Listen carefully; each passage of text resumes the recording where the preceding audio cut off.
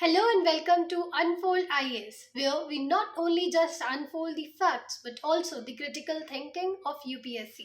So, students, this session is a continuation of our series which we have started for analyzing the UPSC economics PYQs from the year 2015 to 2025. तो students ये हमारा second lecture होगा. First lecture में हमने 2025 के economics PYQs discuss करे हैं बहुत ज़्यादा डिटेल में. तो अगर आपने हमारी पिछली वीडियो नहीं देखी है, kindly go and see that video. Okay, so इस ईयर के हम क्वेश्चन उसमें देखेंगे, that is of the year 2024.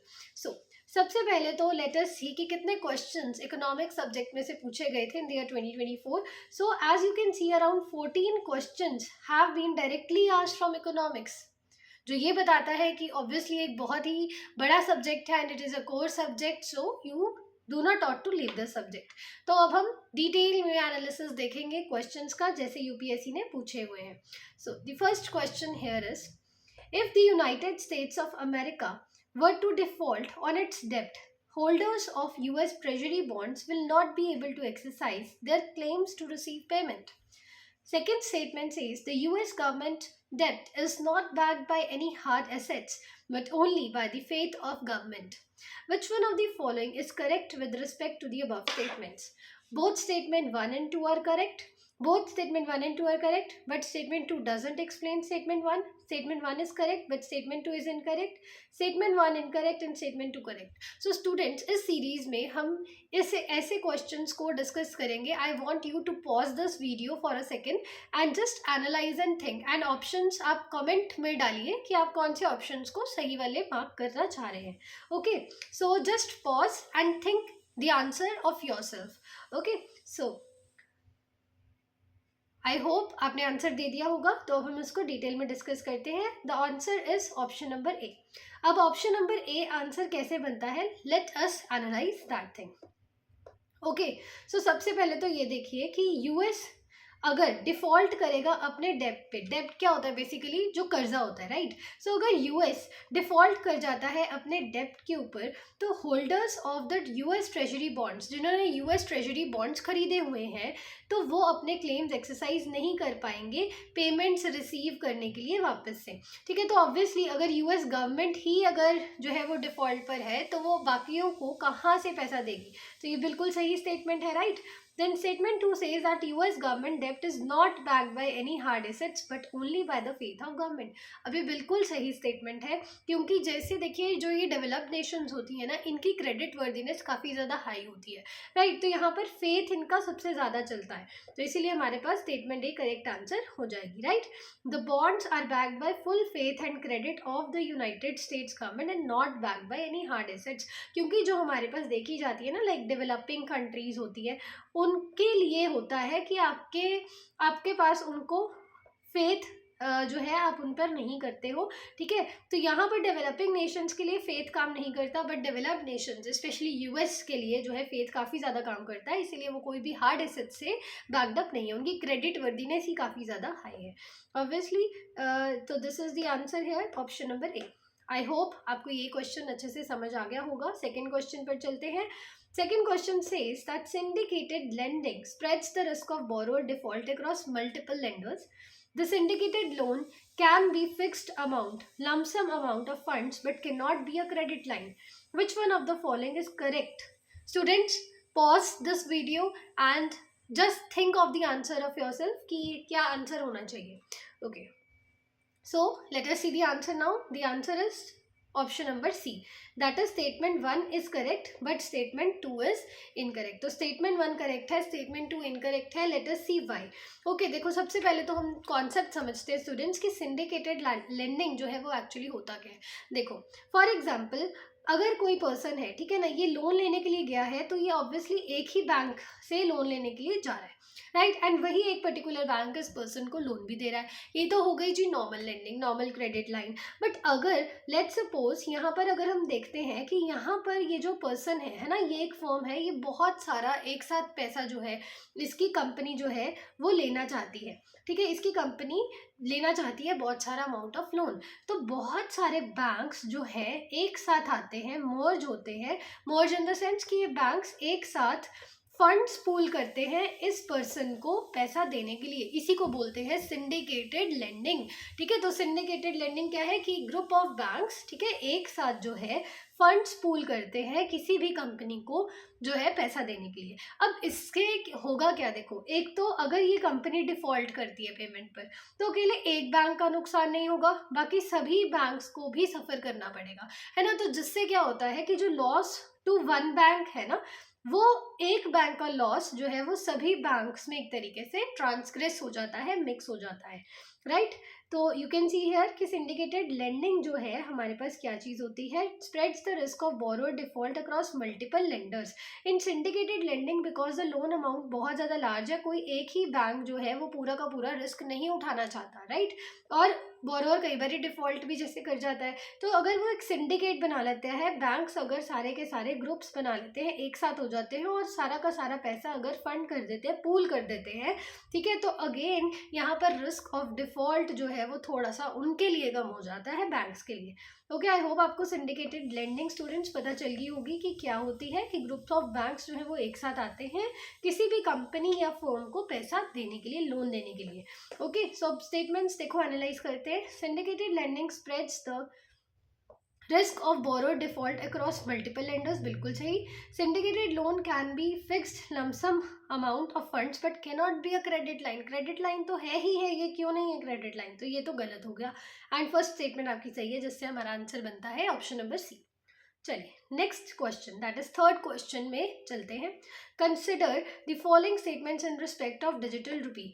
And students please last में, एंड ऑफ द वीडियो में ये जरूर बताइएगा कि आपके 14 में से कितने क्वेश्चंस इकोनॉमिक्स के सही गए थे, ठीक है। तो consider the following statements in respect to digital rupee. अब देखो, डिजिटल रुपी काफ़ी ज़्यादा न्यूज़ में था, है ना, तो ये न्यूज़ ओरिएंटेड आपका क्वेश्चन है एंड बेसिक्स में से भी ये चीज़ आपकी पूछ ली गई है, ठीक है। So it is a sovereign currency issued by RBI in alignment with its monetary policy. It appears as a liability on RBI's balance sheet. It is insured against inflation by its very design, and it is freely convertible against the commercial bank money and cash. तो students again video को pause कीजिए, answer think कीजिए, okay. So let us see the answer now. So the answer is option number D here, okay. So option number D here is the correct answer, that is 1, 2 and 4। अब इसको एक बारी ध्यान से हम analyse करते हैं। देखो, डिजिटल रुपी है क्या, आपने सुनी होगी सेंट्रल बैंक डिजिटल करेंसी, या फिर जो है CBDC, जो हमारी RBI ने एक डिजिटल रुपी की तरह जो है वो निकाला है, जिसको आप ऑब्वियसली वॉलेट्स में रख सकते हो, डिजिटल फॉर्म में रख सकते हो, बट आप उसको हार्ड एसेट्स, हार्ड कैश की फॉर्म में आप नहीं रख सकते, ठीक है। तो अगेन ये सॉवरेन करेंसी है, ऑब्वियसली सॉवरेन क्या है कि यस ये बैक्ड है बाय RBI, ठीक है, in alignment with its monetary policy, बिल्कुल सही।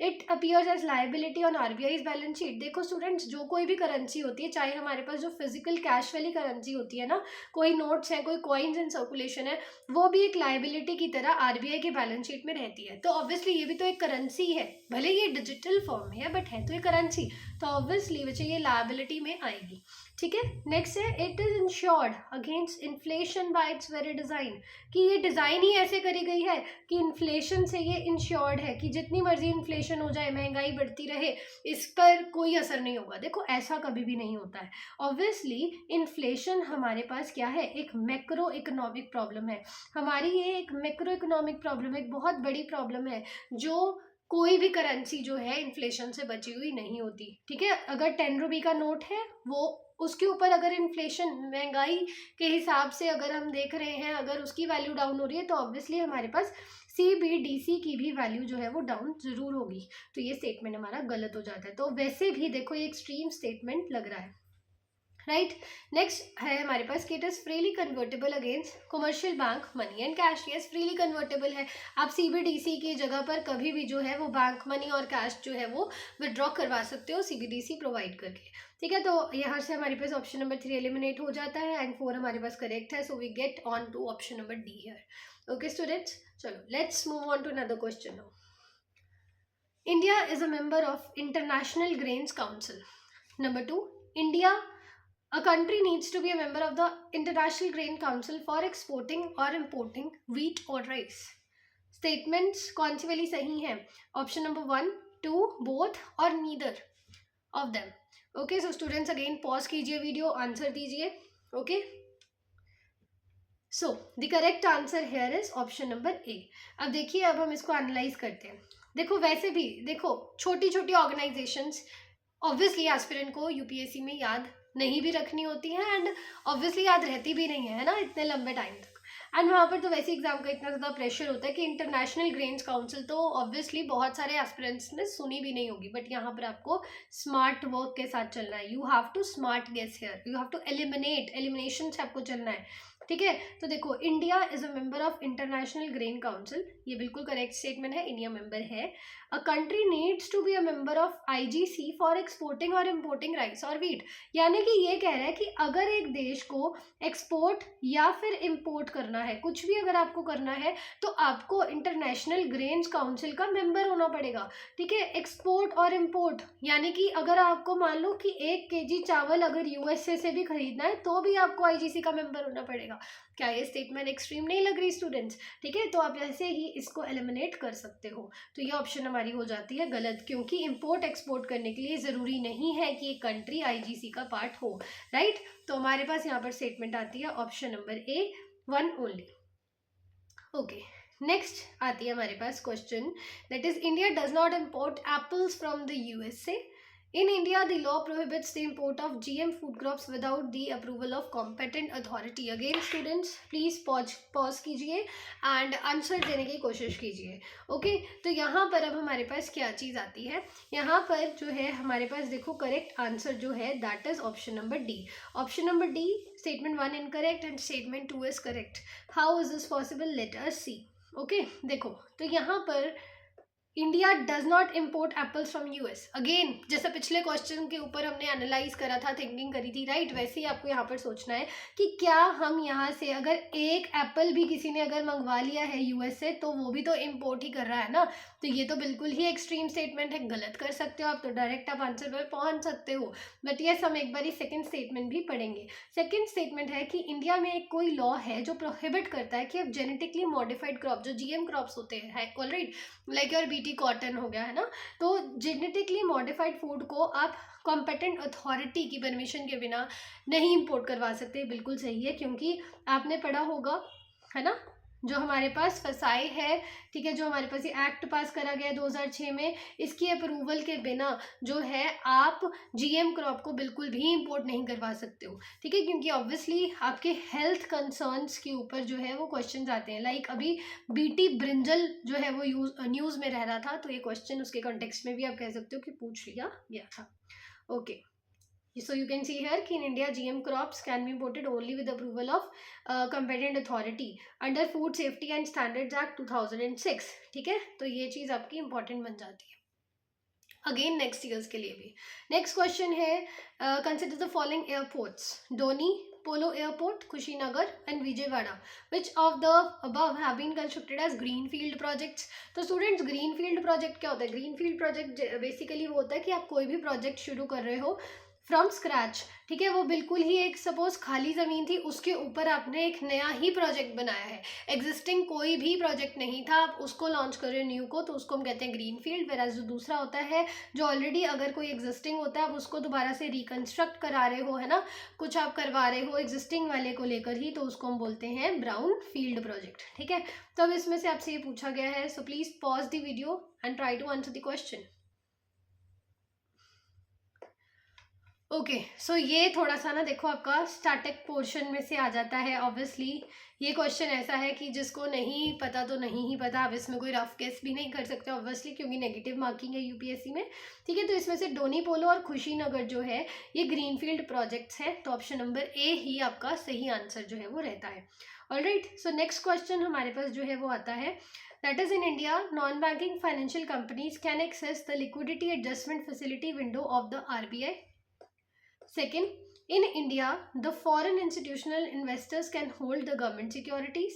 And in India, the stock exchanges can offer separate trading platforms for debts. Okay, so please pause the video and try to answer the question. Okay, so I hope आप लोगों ने answer दे दिया होगा। तो इसका answer है option number C 1, 2 and 3 देखते हैं कैसे। इंडिया में NBFCs non banking financial companies जो हैं वो liquidity adjustment facility window RBI से ले सकते हैं, ठीक है, एक्सेस कर सकते हैं, जिसके थ्रू उनको पैसा मिल जाता है ओवरनाइट। ओके, तो क्या वो एक्सेस कर सकते हैं? बिल्कुल सही, वो एक्सेस कर सकते हैं। Foreign institutional investors can hold GSECs, तो गवर्नमेंट सिक्योरिटीज होल्ड करने के लिए चाहे फॉरेन इंस्टीट्यूशनल इन्वेस्टर्स हो चाहे दूसरे रिटेल इन्वेस्टर्स हो, जिससे रिटेल डायरेक्ट स्कीम है, राइट, तो ये सभी अलाउड है। It is correct. In India the stock exchanges can offer separate trading platforms for डेप्ट, ठीक है, कैन ऑफर, ठीक है, वो ऑफर, अगर उन्होंने एक भी चीज़ ऑफर कर दी तो यस वो ऑफर दे सकते हैं, तो इट इज़ करेक्ट। एक बार इसको और डिटेल में हम देख लेते हैं, ठीक है, कि प्राइमरी डीलर्स जो हैं वो एक्सेस कर सकते हैं liquidity adjustment facility of the RBI। अब देखो प्राइमरी डीलर्स यहाँ पर क्या होते हैं कि कोई भी नॉन बैंक एंटिटी, कोई बैंक नहीं है, नॉर्मली देखो ये माना जाता है कि RBI जो है वो क्या करता है, वो लिक्विडिटी एडजस्टमेंट फैसिलिटी के थ्रू जो है वो ऑफर करता है बैंक्स को लोन्स, राइट, बट यहाँ पर जो है जो प्राइमरी डीलर्स हैं, यानी कि प्राइमरी डीलर्स विच मीन्स हर कि नॉन बैंक एंटिटी है, वो भी यहाँ पर जो है ट्रेड कर सकते हैं लिक्विडिटी एडजस्टमेंट फैसिलिटी के थ्रू, लोन अवेल कर सकते हैं RBI से, ठीक है। FIIs are allowed to invest in government securities in India, and ये स्टॉक एक्सचेंजेस जो है वो भी ऑफर करती हैं सेपरेट ट्रेडिंग प्लेटफॉर्म्स, ठीक है, जैसे कि आपने देखा होगा BSE है, NSE है, ठीक है, ऐसे ही NASDAQ है, ठीक है, तो यहाँ पर हमारे पास बहुत सारी ऐसे स्टॉक एक्सचेंजेस हैं वो कर सकती हैं, ठीक है। NASDAQ तो हमारी ऑब्वियसली इंडिया की नहीं है, ठीक है, बट ऑब्वियसली जो यहाँ पर हमने डिस्कस करी है ये BSE NSE ये हमारी इंडियन है, एंड ऑब्वियसली ये जो है ट्रेडिंग प्लेटफॉर्म्स ऑफर कर सकते हैं, ठीक है। चलिए next question is, in India which of the following can trade in the following corporate bonds and government securities: insurance companies, pension funds and retail investors. Consider the following. So students pause कीजिए, answer दीजिए। Okay, so here the correct answer is D, option number 1, 2 and 3। ये पूछ रहे हैं कि corporate bonds कौन खरीद सकता है या फिर गवर्नमेंट सिक्योरिटीज कौन खरीद सकता है। देखो अगेन पिछले क्वेश्चन साथ ही गवर्नमेंट सिक्योरिटीज का थोड़ा सा लिंक कर दिया गया, दैट मीन्स कि गवर्नमेंट सिक्योरिटीज अगेन हमारे टॉपिक के लिए काफ़ी ज़्यादा इंपॉर्टेंट है, हमारे सब्जेक्ट के लिए इंपॉर्टेंट है, ठीक है। तो कैन ट्रेड कोई भी कर सकता है, इसमें इंडिया में तीनों ही अलाउड हैं, ये बिल्कुल ही स्टैटिक पोर्शन में से क्वेश्चन आपका पूछ लिया गया है, एंड ईजी क्वेश्चन है ये, ठीक है, तो ये सभी अलाउड है हमारे पास। चलिए नेक्स्ट क्वेश्चन आता है हमारे पास, consider the following statements: ETFs, motor vehicles, currency swap, which of the following are financial instruments, ठीक है, पॉज कीजिए और आंसर दीजिए। ओके, सो ऑप्शन नंबर यहाँ पर जो हमारे पास करेक्ट होता है that is option number D। Okay, so यहाँ पर देखिए कि कौन से वाले जो है वो फाइनेंशियल इंस्ट्रूमेंट्स हैं। ऑब्वियसली फाइनेंशियल इंस्ट्रूमेंट्स आपको नाम से कैसा पता चल रहा है, कितना बेसिक सा सवाल इन लोगों ने देखो पूछ लिया है UPSC में। फाइनेंशियल इंस्ट्रूमेंट नाम से पता चल रहा है पैसे से रिलेटेड कोई भी इंस्ट्रूमेंट, ठीक है, जिससे आप आगे पैसा कमा सकते हो, ठीक है, like you can invest in something, ठीक है। तो यहाँ पर फाइनेंशियल इंस्ट्रूमेंट क्या है? ETF, एक्सचेंज ट्रेडेड फंड, ठीक है, करेंसी स्वैप भी है, बट क्या मोटर व्हीकल जो आपके मोटर बाइक्स है, मोटर व्हीकल्स है, क्या ये कोई फाइनेंशियल इंस्ट्रूमेंट्स है? बिल्कुल भी नहीं, ये फाइनेंशियल इंस्ट्रूमेंट्स नहीं है, ठीक है। तो करंट अब हमारे पास देखो हमने जो है वो कॉन्सेप्ट क्लैरिटी लेनी है, तो एक बार हम देख लेते हैं कि ETFs और करेंसी स्वैप होता क्या। So, ETFs are financial instruments that track the performance of basket of assets like stocks or bonds and trade on stock exchanges, जो अलाउ करता है इन्वेस्टर्स को कि वो बाय कर सकते हैं। आप जनरली सुनते होगे ना कि स्टॉक एक्सचेंजेस में पर्सन बाय कर रहे हैं, सेल कर रहे हैं स्टॉक को, बॉन्ड को, शेयर्स को, तो वही है जी एक्सचेंज ट्रेडेड फंड्स, ठीक है। Next is currency swap. A currency swap is a financial derivative contract, याद रखिए एक डेरिवेटिव कॉन्ट्रैक्ट है in which two parties exchange करती है principal amount of loan in one currency for an equivalent amount of other currency. नाम से ही आपको पता चल रहा है कि आपने लगा लीजिए कि बहुत सारे अगर रुपीस दिए हैं उसके बदले में दूसरी पार्टी आपको क्या कर रही है, आपको डॉलर्स की नीड है तो आपको डॉलर्स दे रही है, ठीक है। तो ऐसे इसको बोलते हैं हम करेंसी स्वैप, ठीक है। Motor vehicles are not considered the financial instruments, क्योंकि ये तो टैंजिबल एसेट्स हैं। बच्चे टैंजिबल एसेट्स देखिए कौन से वाले होते हैं, टैंजिबल एसेट्स बेसिकली कौन से होते हैं, जो आपको दिखाई दे रहे हैं। फाइनेंशियल वाले पैसे से रिलेटेड है, आपको जनरली वो दिखाई नहीं दे रहे एक तरीके से, बट ये क्या है, ये एक फिजिकल इंस्ट्रूमेंट है, ये आपको दिखाई दे रहा है, ये एक टैंजिबल एसेट है, नॉन टैंजिबल नहीं है, इसकी प्रॉपर शेप एंड फॉर्म है, ओके। चलिए नेक्स्ट क्वेश्चन है with reference to the Indian economy. देखो बिल्कुल ही बेसिक से सवाल इन्होंने पूछ लिया है। सो इकोनॉमिक एक्टिविटी है एंड इकोनॉमिक एक्टिविटी के आगे सेक्टर पूछ लिया गया है। यहाँ पर ना ये इतना बेसिक होने के बावजूद भी स्टूडेंट्स उसमें बहुत सी गलतियाँ करके आए थे। देखो, storage of agricultural produce secondary, dairy farming primary, mineral exploration tertiary, weaving cloth secondary. Pause कीजिए वीडियो को एंड आंसर दीजिए। ओके, सो देखिए यहाँ पर जो आंसर है वो क्या बनता है, स्टोरेज ऑफ एग्रीकल्चरल प्रोड्यूस। देखो, आप स्टोर करके रख रहे हो, आप ग्रो नहीं कर रहे, स्टोरेज पूछी है तो स्टोर ऑब्वियसली मुझे आप कहाँ करोगे, आप वेयर हाउसेज में, है ना, स्टोर करके रखोगे, वेयर हाउसेज में, स्टोर्स में स्टोर करके रखोगे। तो यहाँ वेयर हाउस जो है ये क्या दे रहा है आपको, ये एक सर्विस दे रहा है, तो सर्विस सेक्टर किस में आएगा, टर्शरी में आएगा। बहुत सारे स्टूडेंट जो है ये चीज़ गलत करके आए थे, ठीक है, तो यहाँ पर हमारे पास ये सेकेंडरी में नहीं है, ये हमारे पास किस में आएगी जी, टर्शरी में आ रही है, ठीक है। क्योंकि देखो, पहले तो एक ये प्राइमरी बात समझ लो कि प्राइमरी सेक्टर का मतलब क्या होता है, आप जब कोई चीज ग्रो कर रहे हो, है ना, नई तरीके से आप बना रहे हो, ठीक है, कोई न्यू चीज है, वो प्राइमरी सेक्टर में आ जाएगी। सेकेंडरी में क्या होता है, सेकेंडरी में आप क्या कर रहे हो, सेकेंडरी में आप उसको आगे ज्यादा प्रोसेस कर रहे हो। फॉर एग्जाम्पल, आपने यहाँ पर कॉटन ग्रो करी, ठीक है, कॉटन जो है वो टेक्सटाइल इंडस्ट्री में गई, यहाँ पर आपके क्लॉथ्स प्रोसेस हुए, ठीक है, वो क्लॉथ्स को आपने बनाकर जो है रख दिया एक स्टोर में, आपने सर्विस ली, उसको हम बोलते हैं जी टर्शरी सेक्टर, चाहे वो आप ट्रांसपोर्टेशन एंड ऑल कर रहे हो। ऐसे ही यहाँ पर हमारे पास क्वाटनरी और क्विनरी सर्विसेज आती हैं, ओके। तो ये देखिए यहाँ पर हमारे पास ये फर्स्ट वाला स्टेटमेंट तो जी गलत हो गया, ठीक है। देन हमारे पास जो है सेकेंड है डेयरी फार्मिंग। क्या डेयरी फार्मिंग प्राइमरी है, बिल्कुल जी ये प्राइमरी है, एग्रीकल्चरली प्रोडक्ट, है ना, तो ये सब आप न्यू चीज जो है वो देख रहे हो, ठीक है, तो ये हमारे पास प्राइमरी है, करेक्ट है। मिनरल एक्सप्लोरेशन टर्शरी है। अब देखो यहाँ पर कंफ्यूज हुए स्टूडेंट्स, मिनरल को एक्सप्लोर कर रहे हो, कोई नई चीज की जो है वो एक्सप्लोरेशन कर रहे हो, निकाल रहे हो उस मिनरल को किसी जगह से, तो वो टर्शरी में थोड़ी ना आएगा, वो तो प्राइमरी में आएगा, वो आप न्यू से एक तरीके से शुरू कर रहे हो, तो it is in primary sector, not in the tertiary sector. Next is weaving cloth, cloth weave कर रहे हो, ओके, सो क्लॉथ वीविंग किस में आएगा, जल्दी से बताइए, क्लॉथ वीविंग किस में आएगा, कमेंट्स में बताइए। तो वीविंग क्लॉथ, क्लॉथ वीव करना जो है वो कौन से सेक्टर में है, क्लॉथ वीव करना, yes it is in the secondary sector, तो answer option is B, only 2, okay, clear. Pair 1 आपका इनकरेक्ट हो गया, एग्रीकल्चरल प्रोड्यूस जो है वो आपका सेकेंडरी सेक्टर का पार्ट नहीं है, ठीक है, तो यहाँ पर आपका ये टर्शरी सेक्टर का पार्ट है, डेयरी फार्मिंग जो है वो प्राइमरी सेक्टर का पार्ट है। पेयर 3 अगेन इनकरेक्ट है क्योंकि टर्शरी का नहीं है, प्राइमरी का है, आप एक्सट्रैक्ट कर रहे हो, ठीक है। देन पेयर 4 आपका करेक्ट है, जहाँ पर वीविंग क्लॉथ, क्लॉथ को वीव कर रहे हो, वो आपका सेकेंडरी है, okay. So now the next question here is again ये भी बिल्कुल ही बेसिक ऑफ इकोनॉमी से पूछा गया है, with reference to physical capital in the Indian economy consider the following pairs, farmers plow working capital, computer fixed, yarn is fixed, petrol is working capital, which one of the following pairs are correctly matched? So students pause कीजिए और answer दीजिए, okay. So here the correct answer देखो क्या होता है, सबसे पहले हम ये समझ लेते हैं कि वर्किंग प्लो क्या होता है, okay, what is working capital and what is fixed capital. Working capital का मतलब होता है बेसिकली कि आपने कोई चीज ली और वो कुछ भी चीज़ आगे प्रोडक्शन प्रोसेस में खुद ही कंज्यूम हो गई।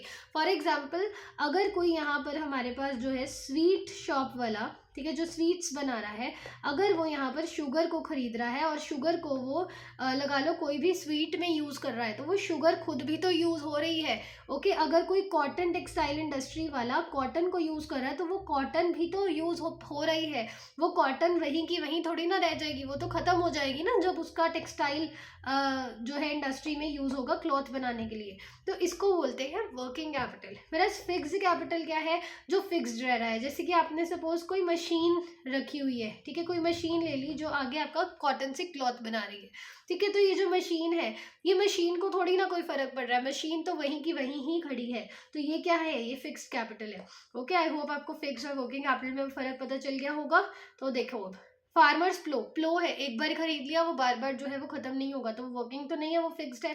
कंप्यूटर फिक्स्ड कैपिटल है। यान अगर आपने एक बार यूज कर लिया, ऑब्वियसली एक कपड़ा बना लिया, तो वो यान खत्म हो जाएगी, आपको नई यान की जरूरत पड़ेगी, तो ये फिक्स नहीं है। Petrol is a working capital, बिल्कुल पेट्रोल खत्म हो जाता है आप यूज करोगे, तो पेयर कौन सा वाला सही हुआ, बी, ओनली 2, ओके। चलिए, तो यहाँ पर इसकी एक्सप्लेनेशन है। Next, with reference to the rules imposed by the RBI while treating foreign banks, consider the following statements. There is no minimum capital requirement for wholly owning banking subsidiaries in India, and for wholly owned banking subsidiaries in India at least 50% of the board members should be Indian nationals. तो कौन सा वाला statement हमारे पास जो है वो correct है? So pause the video and give the answer please. So answer number option here is D.